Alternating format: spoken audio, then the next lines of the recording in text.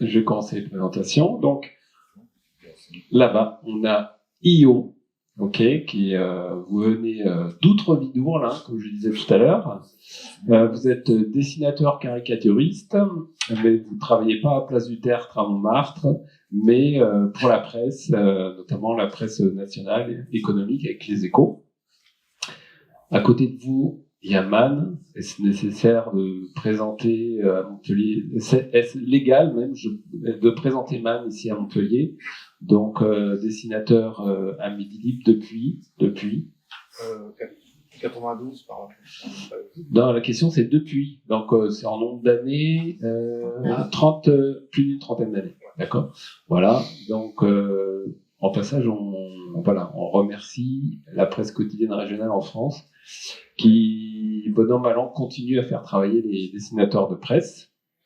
Ensuite, nous avons Aurel. Vous êtes montpelliérain. Vous avez été dessinateur au Monde, aujourd'hui au Canard enchaîné, entre autres. Vous êtes auteur de nombreux ouvrages graphiques. Le dernier en date s'appelle Méditerranée. On le trouve dans toutes les bonnes librairies, notamment à Sorens. Vous êtes aussi réalisateur de films d'animation. À ce titre, vous avez un César sur la table basse chez vous au salon. Vous me disiez en aparté que c'était très pratique pour casser les noix et puis les pistaches, celles qui restent au fond du pot, généralement. Voilà. Ce César, pour être plus sérieux, vous l'avez obtenu pour votre film Joseph en 2020. 21 et enfin, Sié, vous avez grandi pas loin d'ici, à Pignan. Aujourd'hui, vous vivez près de Toulouse, à Rabastens. Vous avez été éditeur avec les éditions de BD 6 pieds sous terre. Vous avez la double casquette dessinateur de presse et dessinateur jeunesse. C'était à la fois publié dans Marianne et dans Phosphore, ce qui est assez étonnant. Faut pas se gourer quand on envoie les fichiers, c'est tout. Mais voilà. Et c'est à cause de vous qu'on est là aujourd'hui, dans cette pièce sans fenêtre, pendant les 3 heures de soleil qu'on aura ce mois-ci. Donc, merci. Voilà. Alors, c'est vous qui allez commencer à tout honneur, tout seigneur, tout honneur, comme disaient les jeunes.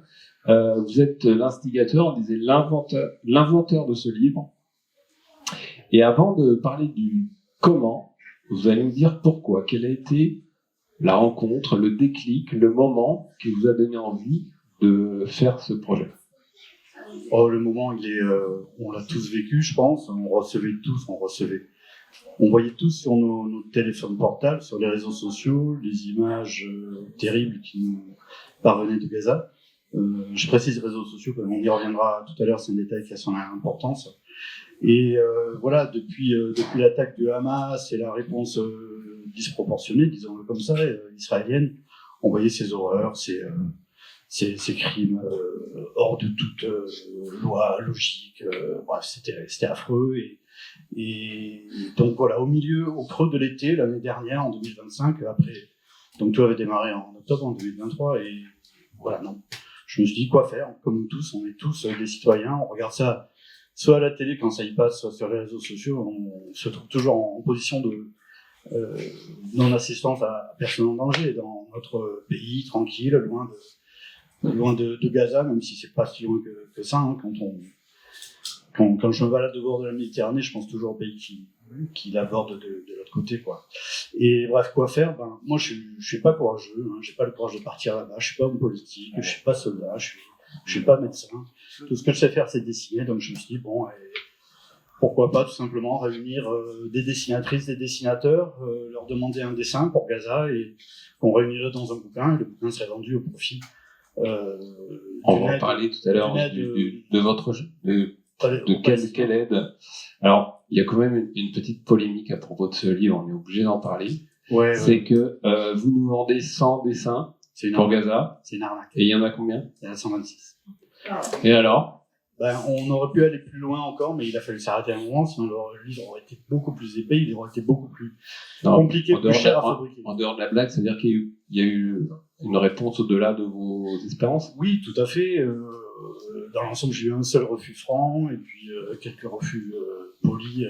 Quand on ne vous répond pas, ça veut dire non de manière très polie. Donc, dans l'ensemble, tout le monde à marcher. Quand je dis tout le monde, je parle des dessinatrices, des dessinateurs, parce que tout le monde était dans la même situation. Quoi faire? Qu'est-ce que je peux faire en place? Est-ce que tu peux donner un dessin? Bah oui, bien sûr.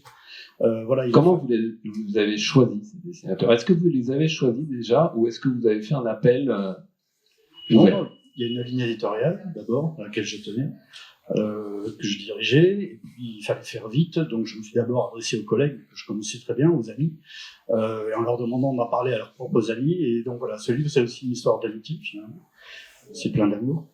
Et voilà, j'ai demandé à Aurel, j'ai demandé à Bess, à Gros, à tous les gens que je connaissais, puis j'ai commencé à prendre la confiance, et je me suis dit, bah, tiens, si je demandais à des gens que je connais pas, et si je demandais à des stars, par exemple, Joe. Pas des stars. Si, mais des stars en Ardèche. Ouais.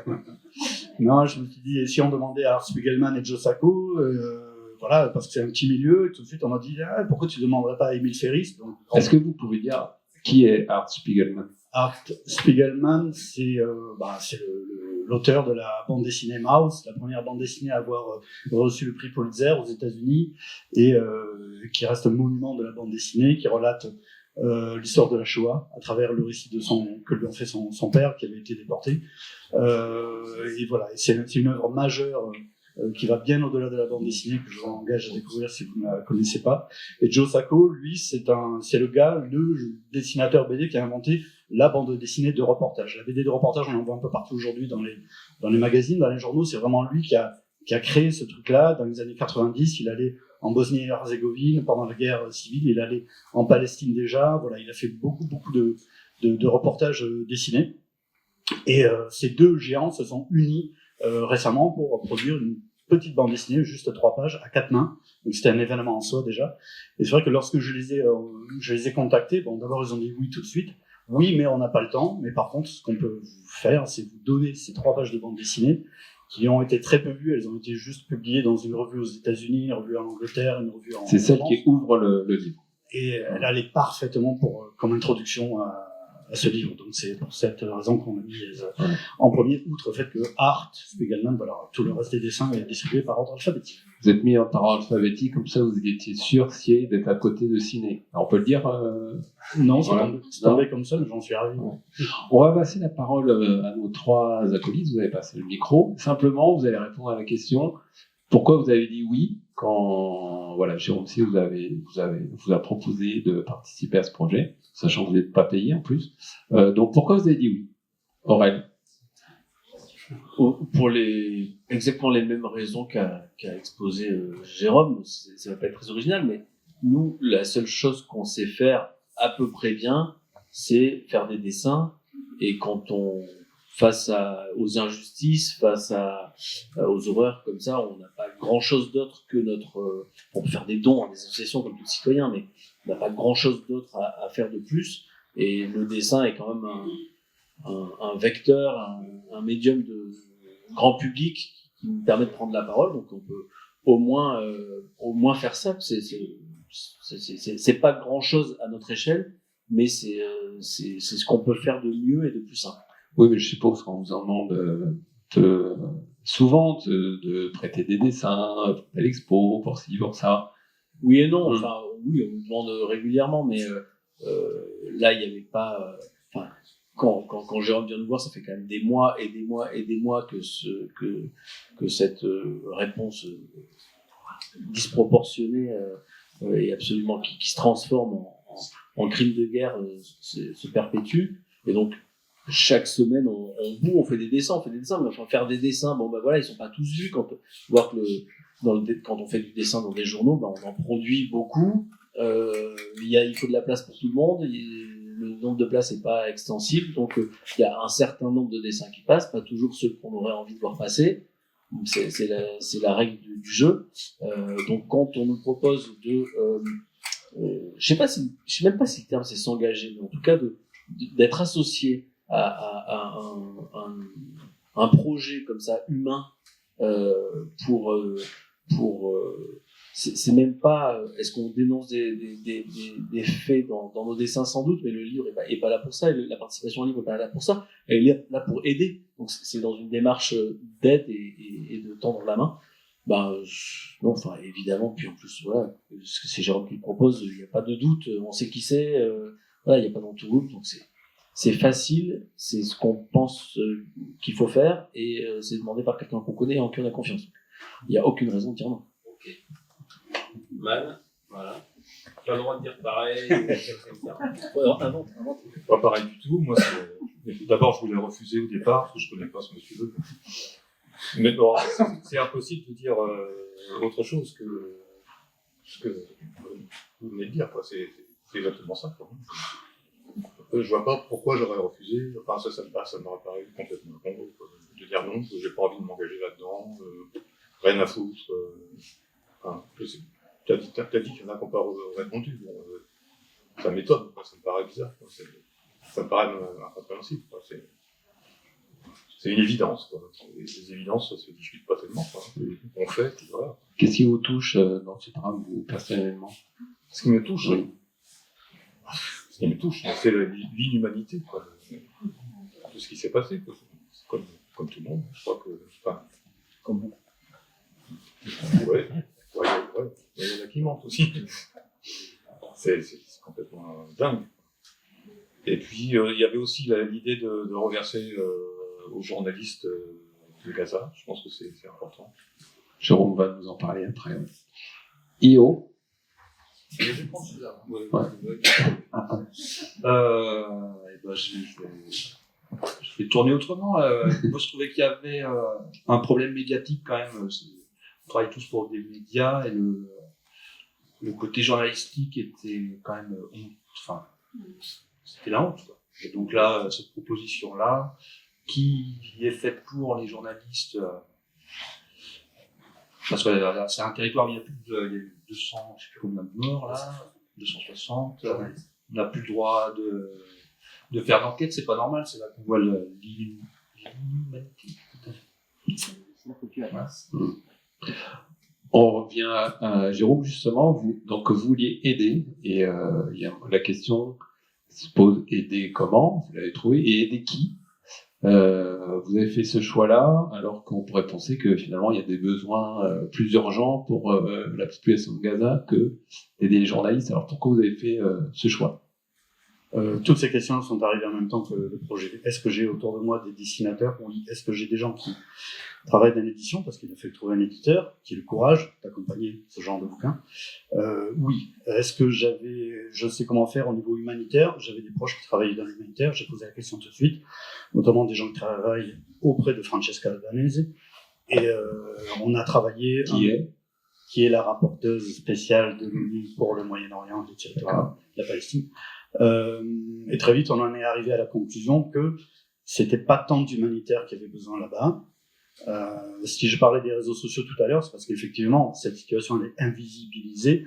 On voit peu d'images à la télévision. Notre principale source d'information, ce sont les réseaux sociaux. Pourquoi? Parce que c'est un territoire, comme vient de le dire Io, que l'armée israélienne ferme à tous les journalistes du monde entier. On ne peut compter que sur les journalistes palestiniens et les citoyens éventuellement pour nous envoyer des images de là-bas et d'autres informations. Donc très vite, voilà, moi on m'a dit mais les humanitaires en fait, les entrepôts sont prêts, les camions sont prêts, plein de vivres, plein de médicaments. Ce qui manque c'est l'ouverture des frontières.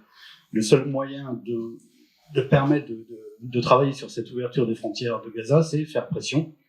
Et faire pression comment? En informant, en montrant. Donc on a besoin des journalistes. Et comme nous sommes dessinateurs de presse, nous avons une carte de presse, nous sommes des journalistes. Il devenait tout à fait logique qu'on aide les journalistes palestiniens. Ensuite, comment faire dans ce genre de terrain, de situation où on sait que l'argent a tendance à se perdre, à partir sur en backchiche ou en d'autres solutions, d'autres faits comme celui-là, on est vite arrivé à la conclusion qu'il fallait aider le syndicat des journalistes palestiniens, qui est un syndicat transpartisan, qui est apolitique, qui est aconfessionnel, qui fait partie de la Fédération internationale des journalistes, qui a des bureaux à Bruxelles, qui est soutenu par l'UNESCO. Donc voilà, c'était quelque chose de très bordé, très carré. Techniquement, comment envoyer l'argent? Là aussi, c'est compliqué. Il y a différentes solutions de faire, mais bon, là, la plus sûre, c'était de passer par eux, qui s'appuient sur la Fédération internationale des journalistes, donc la FIJ, ce qui permettra d'acheminer l'argent directement auprès des journalistes qui sont sur place, tant en Cisjordanie qu'à Gaza et auprès de leur famille. Voilà. Oui, donc vous disiez, c'est vrai qu'il faut préciser que le Gaza est interdite par Israël aux journalistes en général. Donc il n'y a qu'une seule source, pour ce qui pose aussi problème, hein, de croiser les sources ou croiser les regards. Donc il n'y a qu'une seule source, et en effet, c'est celle-là. Tout à fait, mais en même temps, précision, tous les journalistes palestiniens ne sont pas du même avis, du même bord. C'est comme dans toute société, il y a des gens de bords complètement différents. Et Une pluralité dans le fait de s'adresser à leur syndicat, qui regroupe à peu près tous, 80-90% des journalistes, ils sont recensés, ça permettait au moins d'éviter cet écueil d'être pro-Hamas ou pro-Fatah, d'être accusé d'être pro-mouvement. D'accord. Question à Aurel. Donc, vous nous disiez 260 journalistes, dont un tiers, nous dit RSF, délibérément ciblés, notamment par des drones, donc tués lors de leur fonction, à cause de leur fonction. Comme sur d'autres fronts, aujourd'hui, ça arrive en Ukraine aussi, ça arrive. Donc, Aurel, les journalistes sont des cibles prioritaires aujourd'hui. Pourquoi, selon vous? Oula. Question sérieuse. Ouais. Tout simplement parce que ils diffusent de l'information, ils diffusent des faits, ils diffusent des images, donc c'est aussi une guerre de l'image. Et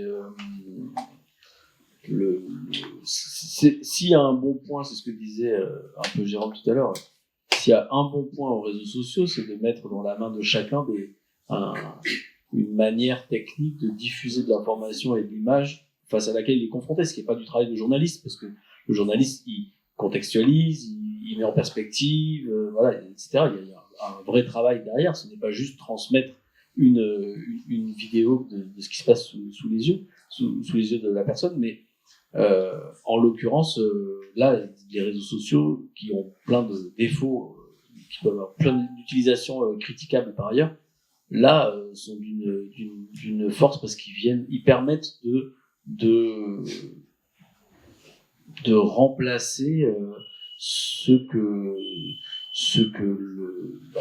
l'armée criminelle empêche d'exercer leur métier et de faire connaître parce que ils sont gênants, tout simplement. Donc les journalistes gênent quand ils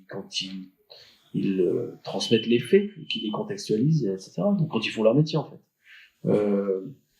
Il y a 20 ans, les journalistes avaient encore des gilets pare-balles avec marqué presse dessus quand ils étaient correspondants de guerre. Aujourd'hui, il faut surtout pas qu'ils aient marqué presse sur leur gilet pare-balles parce qu'ils sont cibles prioritaires. Donc les règles de la guerre, c'est toujours bizarre quand on entend des règles de la guerre. On a l'impression qu'il n'y a pas trop de règles en fait quand on fait la guerre, et même les petites règles, les règles de base ont totalement sauté. Les ambulances aussi. Les ambulances, bah oui, ça à Gaza, et je crois que c'était au sud du Liban, non, aussi, des ambulances qui ont été ciblées. Bon bah voilà, on comprend qu'en faisant toutes ces exactions-là, on n'a pas envie que ça se sache, donc on fait en sorte de viser le porteur de message plutôt qu'autre chose. C'est hyper basique ce que je suis en train de dire, mais après, c'est trop compliqué pour moi. Oui, vas-y. Juste préciser une chose. Puisqu'on est sur le sujet des journalistes palestiniens, on a entendu beaucoup de fake news les mois précédents, de la bouche de certaines personnes qui disaient qu'il n'y avait pas de journalistes, qu'ils étaient tous juste des militants du Hamas, des terroristes. Voilà, Caroline Fourest a très bien défendu cette idée. Heureusement, le prix Albert Londres leur a été remis cette année. Bon, voilà, c'est un hommage de plus qui devait leur être rendu. Voilà. Il y a un certain nombre de gens en France qui peuvent penser que c'est un conflit qui dure depuis 80 ans, à 3000 km de chez nous. Pourquoi on s'en occuperait? Pourquoi on s'y intéresse? Qu'est-ce qui est particulier? Qu'est-ce que vous pourriez répondre à ça? À la différence des autres conflits, oui, chaque fois, souvent on me demande, et à quand un bouquin sans dessin pour l'Iran, sans dessin pour le Soudan, oui, sans dessin pour le PDFOP, moi je veux bien, sans dessin pour tout. Là, il se trouve que c'est un conflit dans lequel notre pays est directement impliqué. On sait que la France a fourni de l'aide à l'armée israélienne, a fourni des armes. On fournit des armes à beaucoup de pays. Oui, tout à fait, mais notamment celui-là. Voilà. Et puis il y a un mandat d'arrêt qui a été émis contre son premier ministre. Voilà, toutes les lois internationales ont explosé à Gaza. le droit international, ça va bien d'invoquer le droit, mais il est mort là-bas. Donc, sachant que notre pays a une part de responsabilité, le Netanyahou a survolé plusieurs fois la France, il n'a jamais été dissuadé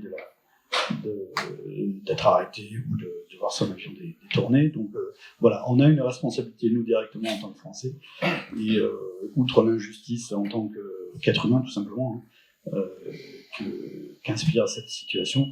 Voilà, la réponse que je pourrais faire à ceux qui me disaient et pourquoi pas d'autres sujets, ben voilà, là c'est appelez ça comme vous voulez, génocide, massacre. C'est une situation qui est intenable, qui est insupportable et dans laquelle notre pays a sa part de responsabilité. Je pense qu'Aurel aurait un autre éclairage à cette réponse. Non, il y a deux choses. C'est que vous avez abordé la question du Soudan qui a souvent été apportée par ceux qui ne supportaient pas qu'on passe son temps à critiquer l'intervention israélienne à Gaza en disant oui, mais il y a une guerre au Soudan aussi, regardez, ils en parlent jamais, ceux qui soutiennent Gaza et tout ça. Et il a suffi aujourd'hui, ces gens qui nous parlaient sans arrêt du Soudan, ils en parlent plus non plus. Donc c'était aussi des contre-feux qu'ils allumaient pour qu'on parle moins des exactions d'Israël à Gaza. Et par ailleurs, moi, il y a un truc ça m'a longtemps, il y a quelque chose qui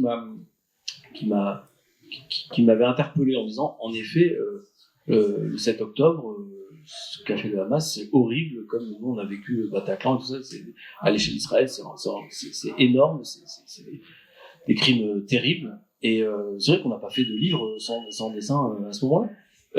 Mais la seule différence, mais qui est fondamentale à mon avis, et qui n'enlève rien aux horreurs du 7 octobre et tout ça, c'est que, et au fait qu'il fallait les dénoncer, c'est que ce qui se passe à Gaza, on le fait passer pour un truc en notre nom, au nom des démocraties, au nom de tout ça, et qu'on est pris dans une sorte de collectif des démocraties occidentales qui se défendraient, tout ça. Et en fait, donc, on nous engage moralement dans ce truc-là. Je me sens beaucoup moins engagé moralement quand c'est des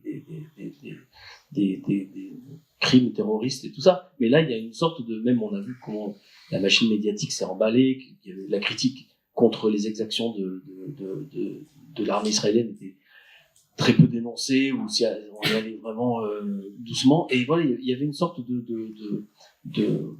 c'est comme si c'était normal, et comme s'il fallait l'accepter, comme si il y avait en effet un enjeu démocratique et des démocraties occidentales à défendre. Et ça m'a insupporté. C'est-à-dire que non, je ne peux pas, c'est pas parce que je défends la démocratie que je vis dans une démocratie occidentale que je peux être cautionné à un seul instant ce qui se passe. Voilà, que ça soit fait à quelque part en mon nom de citoyen français, c'était insupportable. Il y a aussi, vous avez, je vous garde un peu, on en parlait tout à l'heure, vous avez fait ce livre Méditerranée, qui montre aussi que même si on est très différents, même si on est loin, depuis des millénaires, on est unis autour de cette mer, et que finalement, on a tout à fait légitimité à regarder, à parler de ce qui se passe dans les autres pays de la Méditerranée. Oui, je mettrai un petit bémol à ça, c'est-à-dire que le livre tourne plutôt autour du fait que l'évidence d'une unité géographique ne fait pas une unité, une absolue unité des peuples et tout ça. Il y a plein de différences, mais évidemment, il y a une sorte de... c'est-à-dire que ce genre de discours-là peut avoir aussi ses limites, c'est pour ça que je m'en méfie. Quand moi, vivant proche de la Méditerranée, me sentant méditerranéen, évidemment, je suis plus sensible et à l'écoute de ce qui se passe sur les autres rives de la Méditerranée. Mais là, on parle de position d'État, et les États l'État français est pas très méditerranéen, donc voilà, mais oui, à titre personnel en tout cas, sur ce continent liquide qu'est la Méditerranée, comme le décrit une des personnes qui est dans le livre, oui, moi je me sens concerné, d'autant plus concerné, mais voilà, c'est de l'intime et du personnel, on peut pas le théoriser absolument. Chers voisins, qu'est-ce qui justifie voilà, qu'on s'intéresse à ce sujet, selon vous, particulièrement? Vous avez eu le temps de réfléchir. J'écoutais Aurélien parler, non qu'est-ce qui justifie C'est marrant, c'est toujours un peu une question. Il faut toujours justifier. Oui. C'est très bizarre, ça me paraît tellement évident que. Moi, je suis pas du genre à réfléchir longtemps à ce genre de choses. Enfin, je préfère faire quelque chose, enfin, si je peux, avec mes petits moyens, que de philosopher pendant des heures. Et c'est humain, quoi. Enfin, ce qu'on voit là, c'est complètement insupportable. Donc, qu'est-ce que je peux dire de plus que ça, quoi. Moi, comme disait Aurélien, ça m'insupporte. Bah, voilà, pareil. Yo. Eh ben, c'est Pareil. L'injustice, en fait, Oui. de ce bazar-là, et où même si par rapport au Soudan et tout ça, on le sait, mais c'était quand même beaucoup moins médiatisé. Enfin, donc là, c'est tellement injuste, voilà. Ça se justifie tout seul. Alors, avant de prendre les questions, quand même, il doit y en avoir. J'aime bien raconter un peu les backgrounds des organisations de ce genre de manifestations. Alors, anecdote, il y a un média local qui nous a informé qu'il ne viendrait pas, qu'il ne couvrait pas cette manifestation qu'il considérait comme antisémite.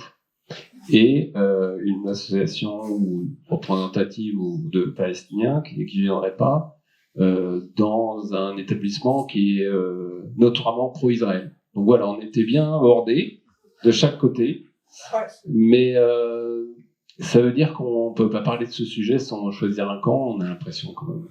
Ouais, c'est une période un peu compliquée parce que, on le voit bien, on est en plein confusionnisme. On fait passer c'est une époque où les défenseurs de la paix sont traités de terroristes, où les défenseurs de la planète sont traités d'éco-terroristes. Voilà, c'est très orwellien, on est en plein dedans. Nous, depuis que le livre est sorti, c'est vrai qu'on fait face à des vagues de ce qu'on appelle les shitstorms sur les réseaux sociaux, c'est-à-dire des gens qui vous harcèlent et qui vous envoient des insultes en commentaire.